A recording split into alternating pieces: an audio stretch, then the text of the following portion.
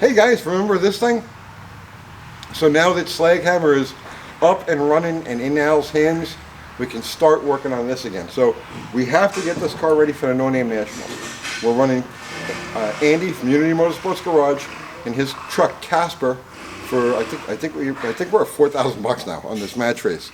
So he's flogging on Casper and we're about to start flogging on this thing. So I'll give you a quick rundown. I'm not changing anything on the basic combination. It's going to be the same 318, it's going to be the same cylinder heads, the same intake, the same carburetor, the same everything. But I have to make a couple of changes for this race. The first is that this engine has old cast pistons in it. And when I say old, I mean I had to beat them out of the block. Everything was rusted in place. I actually had to beat them out of a block with a hammer. They're not to be trusted. They were in here this was supposed to be a sacrificial motor that we were going to just take out and blow up. It never blew up, but it will blow up, and I got too much money on the line with Casper at the No Name Nationals to take a risk on him. So this is coming apart. It's getting a set of forged pistons, and that's it. The cylinder heads, there's nothing wrong with the cylinder heads. They're going to go back on just the way they are. The cam, all of that stuff, the combination is perfect. Very happy with it. But now we're going to have to spray it and run it really hard. Now also, we are going to make a change on the transmission. As you know, this thing has, as you know if you've been following the build, this thing has an overdrive 4-speed in it, an 833 overdrive 4-speed. They're running around outside on the chuckus. So, the gearing on the transmission is perfect. It's got a 309 first, and then it's got a big drop to second gear. And because this was engineered to run on nitrous, the whole bottle rocket, the whole point of bottle rocket was to run on the bottle. So by using that overdrive transmission with the super long second gear, the idea was to launch the car hard with the deep first, and then that second gear was going to take it most of the track, and where it lugged down on the gear changes where we would hit it with the spray and let the spray torque the thing through. On paper, it works beautifully. In reality, we got a problem with shifting, okay? What happens is 1 out of 4 power shifts is successful with this thing. The problem with it is the gear speed, the difference in speed between the gears inside the transmission. The difference in speed is too great. So even with slick shifted synchros, it still won't pull in. So we're going to switch to a normal 833 box on this and send it like that. But it will definitely be a 4-speed. There's just nothing I can't take a chance on blowing second gear when we've got the kind of loot that we've got on the line here. So it's getting a regular 4-speed transmission. Maybe down the road we'll throw the overdrive back in it and play around with it, but for this race, that's going to be that. So that's the update on Bottle Rocket. I'm going to pull this block out of here. Like I said, now that Slaghammer is out of my hair, I'll pull a block out of this week, and we'll start working on that. And I got the Junkyard Jet guys over here. What's this, guys? It's an engine. It's the fruit of labors. You mean it's finally going together? Yeah. After how long has it been now? Too long. Almost a year. Almost a year. When is it a year? July 4th. Or the weekend of July 4th. Okay, so we're coming up on, all right, so it's 11 months. Listen, all in all, that's not bad. I mean, you get a lot of guys who'll start a project like this, and 3 years later, 3 years, still 5 years. Not get this far. It appears like they're dragging ass, but they're actually not. They're getting it done. Now we're at the assembly stage. Yes. So you're what, about 7-8 months away from starting it? Yeah. Mm-hmm. Tuesday. Tuesday.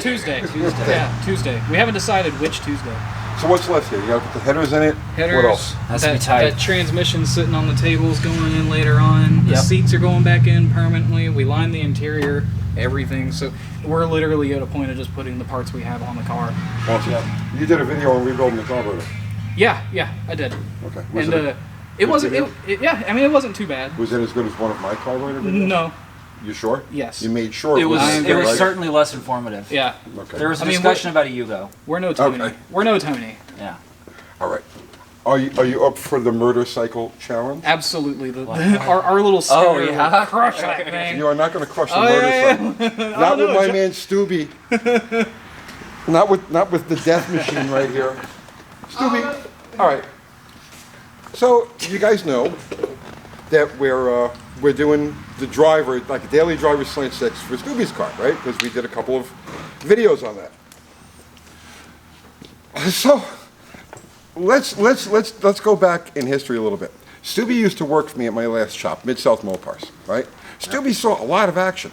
And one of the things that we built at Mid-South Mopars was a supercharged Slant Six Valiant. It was a 65 Valiant, 65 Valiant with a torque storm supercharger. It was actually the very first one. It was a prototype. Yeah. And we had to report back to them on how things fit and so on and so forth. So we put that car together and it was really cool. Not long after it was finished, we got the notice that we had to get out of the shop. I had completely forgotten, but Stuby ordered turbocharger stuff. Yes, I did. Yeah. Yeah. All right. So we're at his house this morning, okay? Because we need a cylinder head for his engine. He says, I got a cylinder head over here. So he's looking, there's no cylinder head. He's looking all over the place. There's no cylinder head.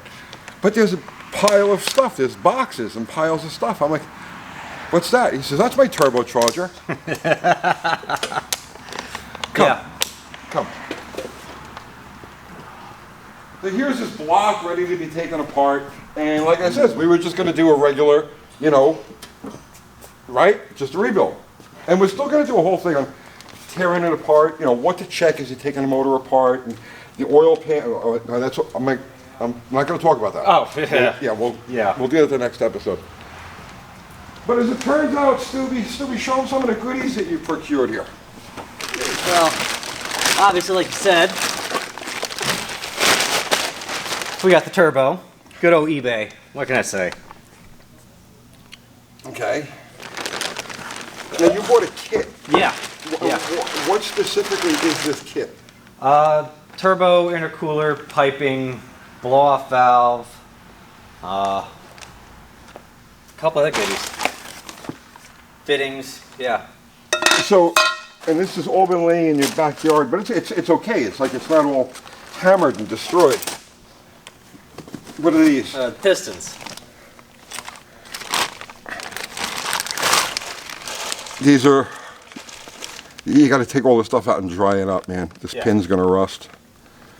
These are 60 overs? Yes. Okay. And what else? Okay. So as you see, he's got like everything he needs to build a turbocharged Slant Six. So guess what we're going to do, guys? We're going to build a turbocharged Slant Six. Now this is going to be a first for me, okay? I have never built a turbocharged car.